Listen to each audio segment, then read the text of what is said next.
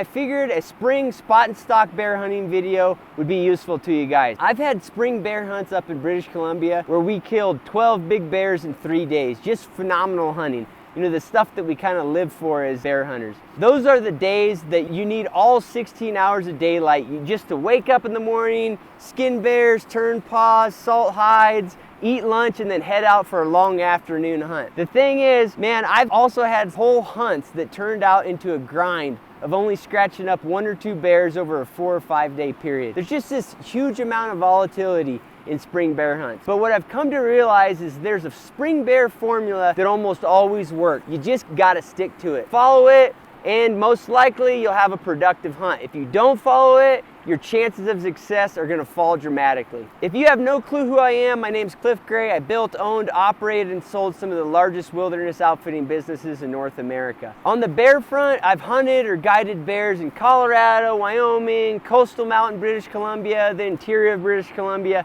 and even in northern BC. Relative to most folks in the States, I've got quite a bit of bear hunting experience, but I gotta tell you guys, a ton of my knowledge here has been garnered from being in Canadian bear camps alongside guys with hundreds of bear hunts under their belts and probably 10x my experience. If you like this video, subscribe to the channel and subscribe to my newsletter at pursuitwithcliff.com. All right, guys, so let's jump right in here. First, on the weather front, if the weather is rainy, heavily overcast, just unseasonably cold, don't waste your time. I know it's hard to abide by that, but I've skinned something in the range of 35 bears, and I can't think of a single one that had a rain-soaked hide when I skinned it. Bears just hate the rain and they hate the cold. I have no idea why, but that's the case. Bears like sunny, clear days best, particularly in the spring. This holds true in the fall too, but just a little bit less so. In the spring, you gotta get those crisp sunny days. So here's the first part of the formula. If you're facing wet or cold weather,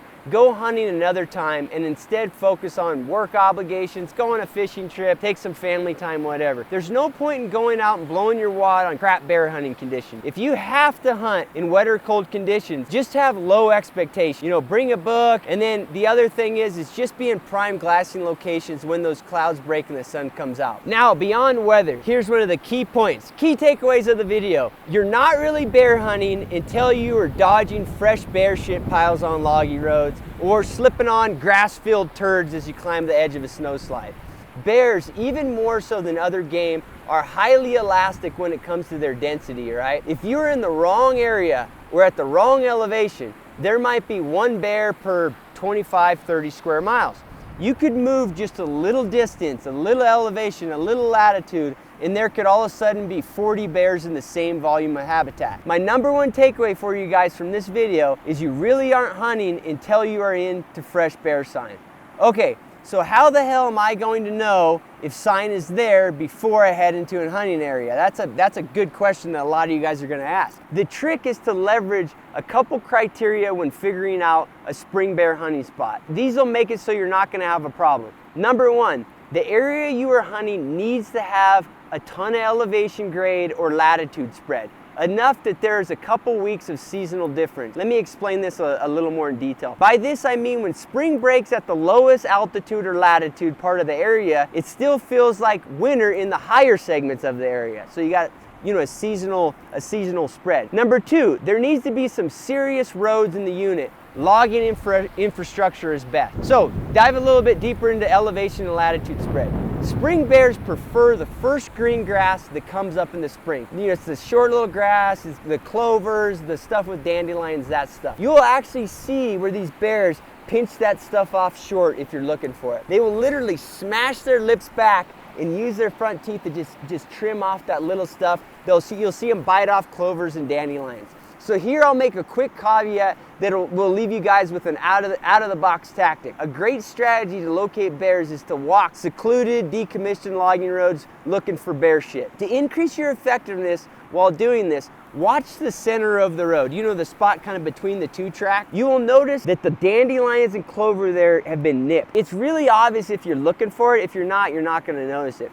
There might not be as much bear shit around, But as you scan the adjacent cut blocks, when you see that, you know, clear cut, you'll notice scat out in the cut. These are spots where bears aren't working the road edge up and down, but are instead working perpendicular to the road, just crossing it, you know, just rarely. So you're not going to see as much crap on the road. This also occurs where a switchback road goes through a snow slide. The bear is actually working up and down the sunny edge of the slide because there's fresh grass there, but he's crossing that road just a couple times, you know, while he works that. So he's not necessarily shitting along the whole road like you'll see commonly. You'll just catch where he crosses, and when he crosses, he nips that stuff right in the middle of the road, right between the two tracks. You'll see where he nips it off. So that kind of covers their diet, right? I hit that several times. If you want to learn more about their fall diet that is, you know, a little more intense and varied, you can check out my other video. Here in this picture here, guys, you can see a bear working a snow slide. This is very common. It's super common in British Columbia in particular, but you'll see the same thing in the mountain states. You will also see bears working the shoulder of logging roads, particularly near a couple-year-old cut blocks that have grass in it, you know, logging cuts, all right? So you'll see that in this picture. Again, very common. The thing is, this fresh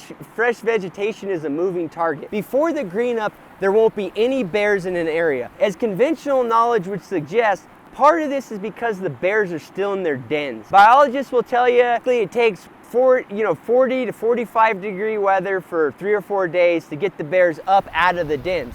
Then the bears will hang around kind of the head of the den for another 3 or 4 days of that nice weather, all right? They just kind of want to make sure that it's actually springtime. They kind of bumble around. So after 8 or 10 days total, they start traveling. That's also about the time it takes to start some green up in the vegetation, you know, 8 or 9 days of 40+ degree weather. The idea is that when the spring shows up, the bears are getting up from the dens at the same time that greenery is popping up, the stuff they really like. So this is true, I agree with this stuff, but I also think there's more to it. In my personal opinion, with a fair amount of anecdotal evidence to support it, even bears that den at lower altitudes and lower latitudes, we're talking about the ones that get up first during the spring, these bears will actually migrate up against the snowmelt line because they're trying to catch that fresh green stuff. It's my belief that if you are seeing bears on a snow slide that greened up in the last few days, it's not necessarily true that that bear just got up out of his den and was hibernating in that area. He might have actually came out of a different area.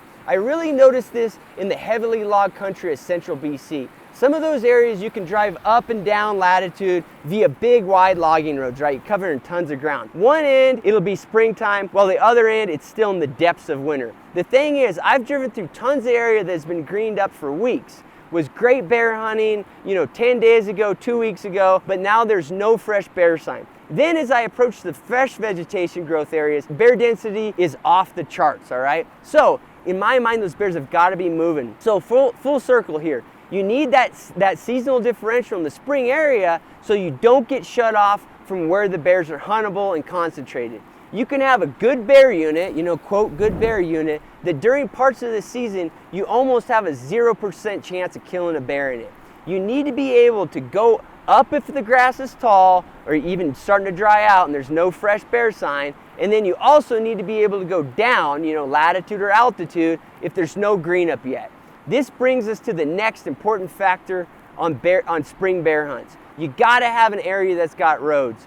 A lot of guys love the idea of hiking way back into a remote area, finding this untouched bear mecca and tagging out on a 7-foot black bear. I get the nostalgia tied up in this, guys, I really do, but 9 out of 10 times it isn't the best approach. The number one proven way to find the elevation grade and general area of where the bear density is by cruising roads via truck, 4-wheeler, even e-bike, and looking for piles of bear shit. This is what the pros do, and really, guys, all of them. Areas that have mixed age logging roads are best. So you got mainline roads, they help you get around in a time efficient manner. You got spur roads that provide feed for the bears and help you get up the drainages. And then you got decommissioned logging roads that provide a little seclusion and some more feed for those warier bears. A good road system allows you to hit varying elevation in a short period of time. You know, we're talking about covering, 1,000 to 4,000 feet elevation. That's hard on foot. This is one hunt where glassing is secondary in the early stages also.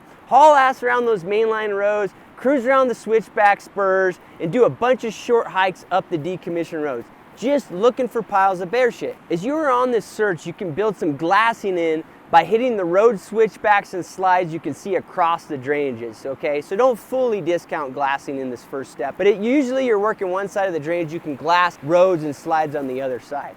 On the bear sign front, big bears and single bears without cubs are pretty obvious by their scat. They're gonna have larger diameter crap, and you got one pile here, in a stretch where a bear's working. Those piles will be consistent. It'll be the same diameter. You won't have basically cub crap in there. Because bears use slides and roads to navigate around, they really get into their favorite stretches. A lot of the time, the stretch they're working will be only a couple hundred yards in length, and it'll be the same bear just working that stretch. When you're covering ground to look for bear scat, you're trying to identify these stretches. It's a bit like looking for a lion track, if you've gone on hound hunts. You're really just covering, trying to find where an animal's been moving around. Once you find a section of slide or road where several piles of bear shit are, you can bet that bear is gonna come back in that area. Usually they're gonna pop back out in the last couple hours of daylight, but you can catch them there mid-morning and other times of the day too.